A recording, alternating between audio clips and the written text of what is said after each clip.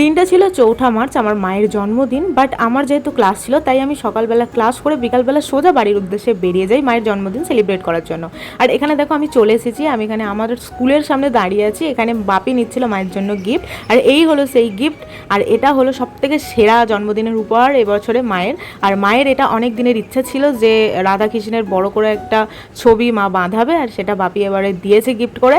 তো দারুণ হয়েছে সিরিয়াসলি। তো তারপরে আমি ফ্রিজ খুলে দেখতে পারি যে মা অলরেডি এখানে কেক বানিয়ে রেখে দিয়েছে, যেহেতু আমরা এসে বার্থডে সেলিব্রেট করবো। তো তারপরে এখানে ভাইও চলে আসে, এবং এই যে ফুলটা তোমরা দেখলে এই ফুলটা আমি দিয়েছি কিন্তু মাকে। তো যাই হোক, তারপর রাত 10টার সময় প্রায় আমার মায়ের জন্মদিনের 24 আওয়ার্স কমপ্লিট হতে চললো, তখন আমরা তোমার বার্থডে সেলিব্রেট করছি। তো কিছু করার ছিল না।